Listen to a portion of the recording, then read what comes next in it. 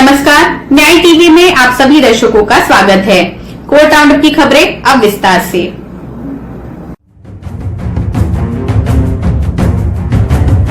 नागपुर के अस्पतालों में एंटीवायरल ड्रग रेमडेसिविर पहुंचाने के अपने आदेश का पालन न करने को लेकर बॉम्बे हाईकोर्ट ने बुधवार को एक बार फिर से महाराष्ट्र सरकार को लताड़ लगाई है। हाईकोर्ट की नागपुर बेंच ने सुनवाई के वक्त ये भी कहा कि वो इस दुष्ट और बुरे समाज का हिस्सा होने पर शर्मिंदा है। हाईकोर्ट ने ये भी कहा कि वो महाराष्ट्र में कोरोना वायरस के मरीजों के लिए कुछ नहीं कर पा रहा है। Justice S.B.. शुक्रे और एस.एन. मोदक की खंडपीठ ने कहा, अगर आपको खुद पर शर्म नहीं आ रही है तो हम इस बुरे समाज का हिस्सा होने पर शर्मिंदा है। ऐसे ही हम अपनी जिम्मेदारियों से पीछे हट रहे हैं। आप हमारे मरीजों के प्रति लापरवाह है। हम आपको एक समाधान देते हैं लेकिन आप उसका पालन नहीं करते। आप हमें कोई समाधान देते नहीं हैं। यहाँ क्या बेहूदगी चल रही है। कड़ी पाबंदियों के साथ कर्फ्यू लगाए जाने के बावजूद महाराष्ट्र में कोरोना के नए मामले हर दिन नए रिकॉर्ड तोड़ रहे हैं। स्थिति को देखते हुए राज्य में 22 अप्रैल यानी आज से सख्त लॉकडाउन जैसी पाबंदियां लगा दी गई हैं। आज रात 8 बजे से 1 मई सुबह 7 बजे तक राज्य में ये पाबंदियां लागू रहेंगी। हालांकि महाराष्ट्र सरकार ने इसे पूर्ण लॉकडाउन का नाम नहीं दिया है, लेकिन इसके नियम पिछले साल लगे लॉकडाउन की तरह ही सख्त हैं। राज्य सरकार ने ब्रेक द चेन मुहिम के लिए नई गाइडलाइंस भी जारी की है। इसके मुताबिक जरूरी और आपातकालीन स्थिति को छोड़कर अन्य सभी गतिविधियों और सेवाओं पर रोक लगा दी गई है।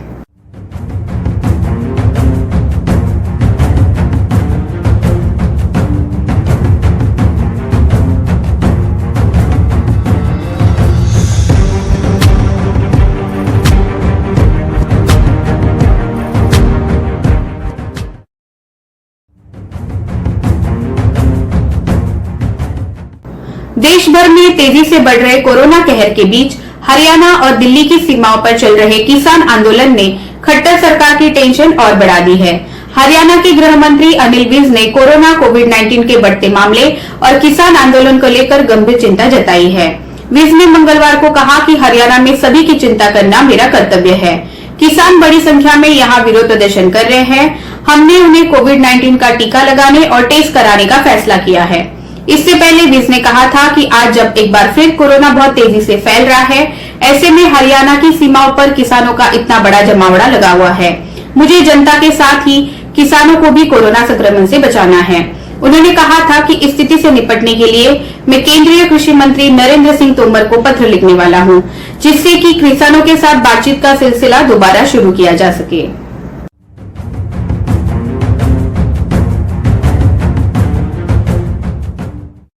पटना हाईकोर्ट ने राज्य सरकार के कोविड-19 मामलों में आए हालिया उछाल को संभालने के तरीके पर चिंता व्यक्त की है। जस्टिस सीएम सिंह और जस्टिस मोहित कुमार शाह की डिवीजन बेंच ने कहा कि कोविड-19 अस्पताल के बेड, ऑक्सीजन सिलेंडर आदि की कमी के अलावा राज्य सरकार उन लोगों पर भी नजर नहीं रख रही है जो बाहर से यात्रा करके राज्य में आ रहे हैं, जो इस घातक वायरस के संभावित वाहक हो सकते हैं।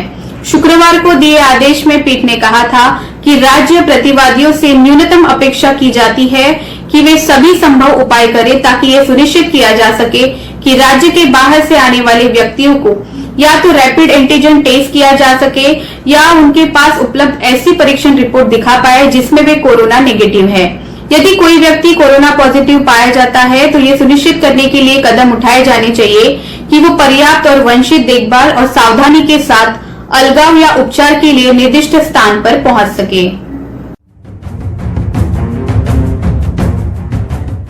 दिल्ली हाईकोर्ट ने दिल्ली सरकार को ये सुनिश्चित करने के लिए कहा है कि दिल्ली में रहने वाले प्रवासी श्रमिकों और दिहाड़ी मजदूरों का साल 2020 में लगे लॉकडाउन में जिस तरह की दुर्दशा हुई थी, उस तरह की पीड़ा का सामना इस लॉकडाउन में ना करना पड़े। दिल्ली सरकार ने कोविड-19 महामारी की दूसरी लहर के मद्देनजर राज्य में 19 अप्रैल से 26 अप्रैल तक लॉकडाउन लगाने की घोषणा की। कोर्ट ने दिल्ली सरकार को 2020 के लॉकडाउन के दौरान प्रवासियों और दिहाड़ी मजदूरों की दुर्दशा की याद दिलाते हुए आग्रह किया कि इस साल पिछले साल की तरह प्रवासियों और दिहाड़ी मजदूरों की दुर्दशा ना हो। इसके लिए राज्य सरकार को पर्याप्त कदम उठाना चाहिए।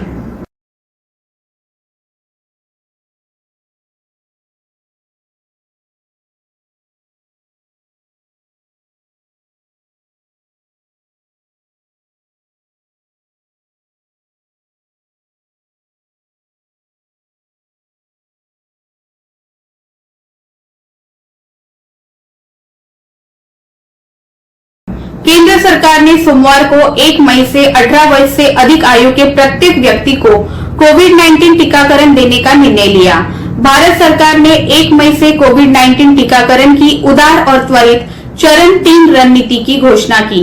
स्वास्थ्य और परिवार कल्याण मंत्रालय द्वारा जारी एक प्रेस विज्ञप्ति में कहा गया कि पीएम नरेंद्र मोदी की अध्यक्षता में एक बैठक में 1 मई से 18 वर्ष की आयु से ऊपर के सभी लोगों को टीकाकरण की अनुमति देने का एक महत्वपूर्ण निर्णय लिया गया है।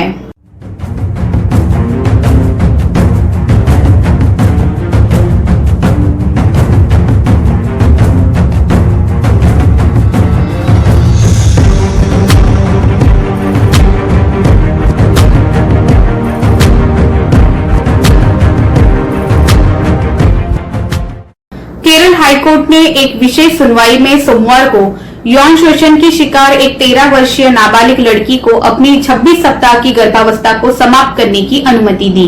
न्यायमूर्ति बेचू कुरियन थॉमस की खंडपीठ ने बच्ची के पिता द्वारा दायर की गई याचिका पर सुनवाई की।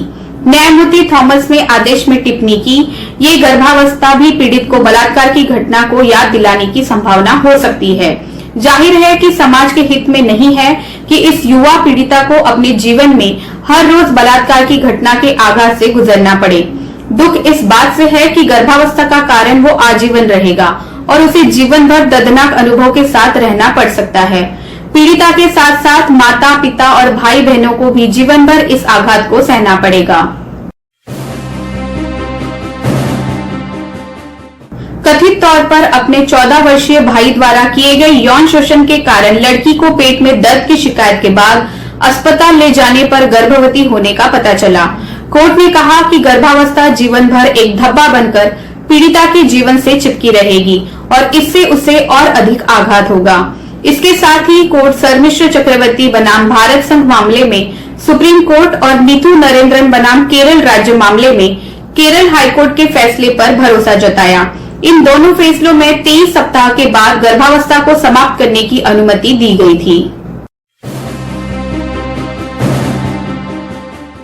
National company law appellate tribunal ने देश भर में कोविड-19 मामलों में हालिया उछाल के मद्देनजर इस साल के समर वेकेशन के लिए कैलेंडर को संशोधित किया है। एनसीएलएटी के संबंधित प्राधिकरण ने 7 से 30 जून की पूर्व अधिसूचित अनुसूची से 26 अप्रैल 20 मई तक ग्रीष्मकालीन छुट्टियों को स्थगित करने का प्रस्ताव पारित किया है। इस संबंध में 19 अप्रैल 2021 को जारी कार्यालय आदेश में कहा गया, पूर्व में अधिसूचित समर वेकेशन 7 जून 2021 से 30 जून 2021 बजे तक रद्द किया गया। इसके बदले में 26 अप्रैल 2021 से 20 मई 2021 तक की अवधि के लिए समर वेकेशन घोषित किया गया है। यह national company law appellate tribunal principal bench नई दिल्ली के लिए काम करेगा। नई दिल्ली में एनसीएलएटी की प्रिंसिपल बेंच के लिए ग्रीष्मकालीन अवकाश के रूप में देखे जाएंगे। हालांकि रजिस्ट्री इस अवधि के दौरान कार्यात्मक रहेगी।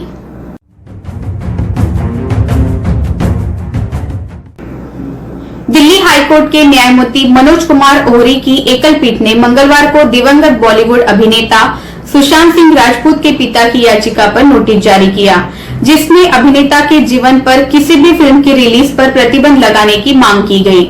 निजता के अधिकार के उल्लंघन का आरोप लगाते हुए याचिका में कहा गया है कि फिल्मों और अन्य उपक्रमों के बारे में हाल के समाचार लेखों और प्रकाशनों के प्रकाश में उनके व्यक्तिगत जीवन, नाम, छवियों, कैरिकेचर, जीवन शैली, समानता पर चित्रण बायोपिक के रूप में या कहानी ये तर्क देती है कि दिवंगत अभिनेता के निजी जीवन का ऐसा कोई भी प्रकाशन, उत्पादन या चित्रण निजता के मौलिक अधिकार का एक कठोर और विलक्षण उल्लंघन है, जिसमें प्रचार का अधिकार शामिल है। सिंह ने अपने घर में आत्महत्या कर ली है। मेरा बेटा बहुत बहादुर था, बहुत पॉजिटिव थिंकिंग वाला आदमी था। तुम कुछ महीनों के लिए उसके साथ डेटिंग कर सकती हो। डेट नहीं डैड, मैं उसके साथ लिव-इन में रहने लगी हूँ। मैं इस कानून का मुहाफिज होने के नाते उस बच्चे को इंसाफ दिलाना चाहता हूँ। महेंद्र ने आत्महत्या की या फिर उसकी हत्या की? मेरे सवाल जवाब के दौरान आत्महत्या से भी ज्यादा तकलीफ तुम्हें होगी। वो ड्रग्स लेते थे,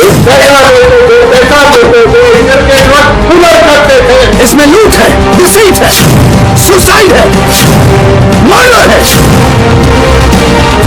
जस्ट justice tonight. न्याय, the justice.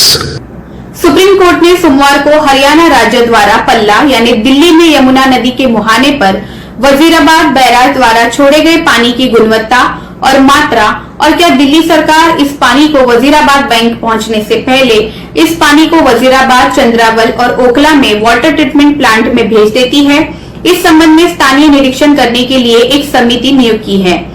Justice L Nageshwar Rao, justice S Bopanna और जस्टिस वी रामा सुब्रमण्यम की पीठ दिल्ली जल बोर्ड द्वारा रिट याचिका पर सुनवाई कर रही थी, जिसमें नदी के पानी में अमोनिया की बढ़ती मात्रा के मद्देनजर यमुना में अनुपचारित प्रदूषकों के छोड़े जाने पर हरियाणा राज्य को उचित निर्देश देने की मांग की गई थी। ये प्रार्थना की गई है कि न्यायालय ये सुनिश्चित करे कि दिल्ली जल आपूर्ति को 1996 के मामले में सर्वोच्च न्यायालय के फैसले के अनुसरण में दिल्ली एनसीटी को 674.503 फीट के स्तर पर पर्याप्त पानी की आपूर्ति की जाए ताकि अमोनिया की मात्रा पानी में घुल जाए। फिलहाल बस इतना ही। अन्य खबरों के लिए जुड़े रहिए न्याय टीवी के साथ। नमस्कार।